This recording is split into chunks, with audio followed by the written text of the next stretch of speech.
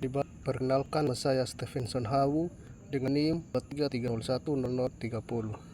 Pada kesempatan video kali ini saya akan menjelaskan terkait dengan pertemuan kedua mata kuliah rancangan percobaan. Yang pertama, kita harus mengetahui data. Apa itu data? Data adalah sekumpulan atau angka, informasi. Data adalah sekumpulan fakta, data, simbol, atau informasi mental yang belum diolah, bisa digunakan untuk menganalisis atau menjadikan dasar pengambilan keputusan. Ada juga jenis data. Berdasarkan sifatnya, ada data kuantitatif. Data kuantitatif adalah data yang berbentuk angka, contohnya berat badan dan jumlah ikan. Namun ada pula data kuantitatif kategori atau deskripsi. Contohnya warna air dalam kolam, apakah warna air kolam tersebut jernih atau keruh. Namun ada juga contoh lain seperti jenis kelamin atau tingkat kepuasan. Berdasarkan sumbernya ada juga data primer dan juga data sekunder. Data primer adalah data yang dikumpulkan langsung oleh peneliti. Contohnya kita mengukur kadar amonia sendiri dalam penelitian ikan nila. Namun ada juga data sekunder, data yang ambil dari sumber lain, contohnya dari jurnal, BPJS, atau laporan pemerintah.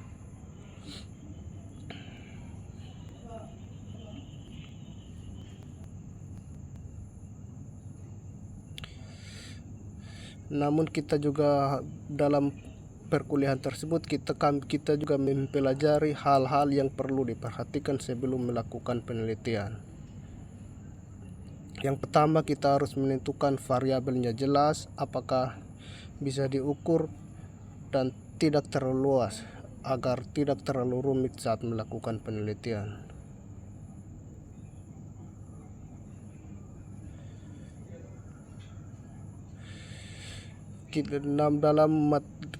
Dalam perkuliahan tersebut kita juga diajarkan cara menganalisis data dan memastikan apakah data yang kita ambil kita pahami. Namun kami juga mempelajari cara menghitung pertumbuhan mutlak. Namun dalam mata kuliah tersebut kami juga mempelajari apa itu pengambilan data sampling. Pengambilan data sampling adalah proses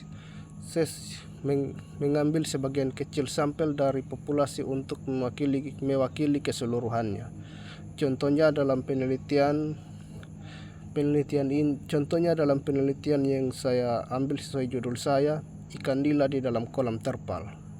Populasi ikan nila 300 ekor, tapi tidak mungkin ditimbang semuanya setiap minggu. Maka diambil 30 ekor sebagai sampel. Kita masuk dalam jenis-jenis teknik sampling. Yang pertama, random sampling. Semua anggota populasi punya peluang yang sama untuk dipilih. Contohnya ambil ikan secara acak pakai san.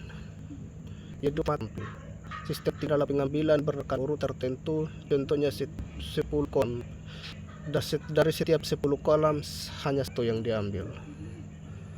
Yang ketiga, stratified sampling. Populasi dibagi menjadi kelompok dahulu, contohnya ukuran sampling sedang, besar, lalu ambil sampel tiap kelompok. Namun yang keempat, purposive sampling, yaitu dipilih berdasarkan kriteria tertentu, contohnya hanya ambil ikan yang sehat dan aktif.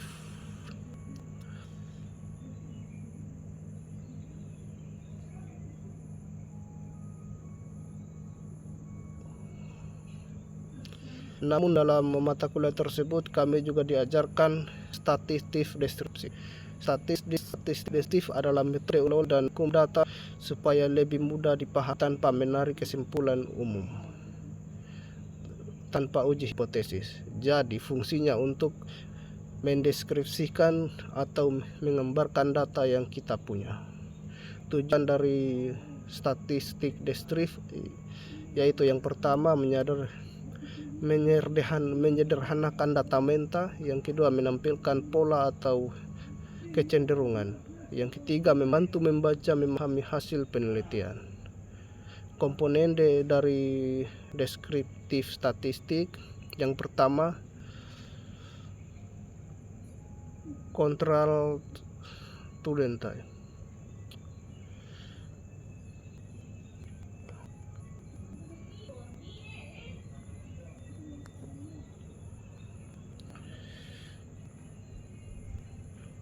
Yang kedua, apa itu statistik internal? Statistik internal adalah metode yang diambil yang digunakan untuk menarik kesimpulan atau membuat keputusan dari sampel ke populasi.